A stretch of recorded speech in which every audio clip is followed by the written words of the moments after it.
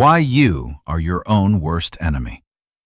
The psychology of self-sabotage. Every year, millions of people destroy their own future. Not because they're stupid, not because they're lazy, and not because the world is against them. In fact, many of them are intelligent, talented, capable.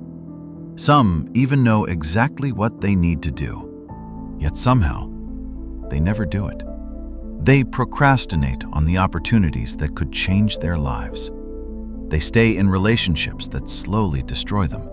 They abandon goals they once cared deeply about. And then they tell themselves a story. Maybe it wasn't meant to be. But what if that's not true? What if the greatest obstacle in your life isn't your circumstances, but the person looking back at you in the mirror? Here's the disturbing part. Most people never realize they're doing it. They believe they're fighting for their happiness while secretly sabotaging it. They believe they're protecting themselves while quietly destroying their future. And tonight, we're going to uncover why. Because hidden inside every human mind is an invisible force. A force capable of destroying relationships, killing ambition, creating loneliness, and keeping people trapped in the same painful cycle for years. Psychologists call it self-sabotage, but that word doesn't capture how dangerous it really is. Because self-sabotage isn't just a bad habit, it's a civil war inside your own mind. And by the end of this video, you may discover that the enemy you've been fighting all these years has been you. In 1978, psychologists conducted an unusual experiment. A group of students were given an intelligence test. Some were told they performed exceptionally well. Others were told they performed poorly.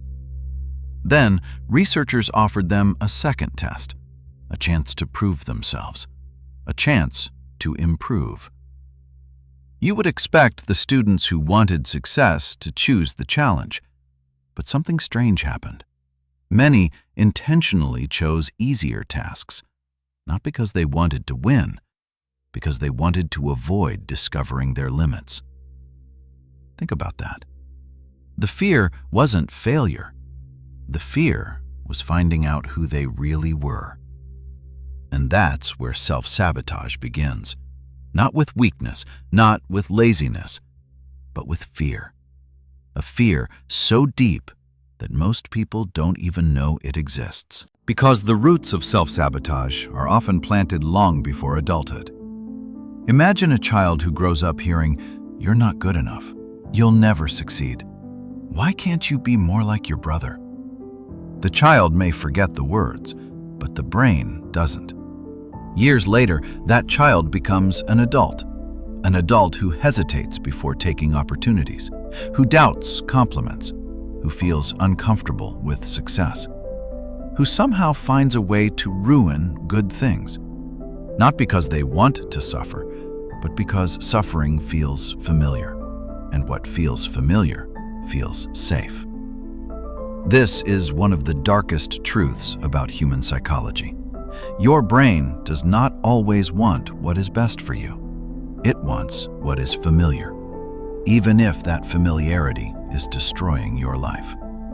And that's exactly why some people keep returning to toxic relationships, why others stay trapped in jobs they hate, why so many people remain prisoners of lives they desperately want to escape. Because the known pain feels safer than the unknown future. But the story gets even darker, because sometimes the closer you get to success, the stronger the sabotage becomes.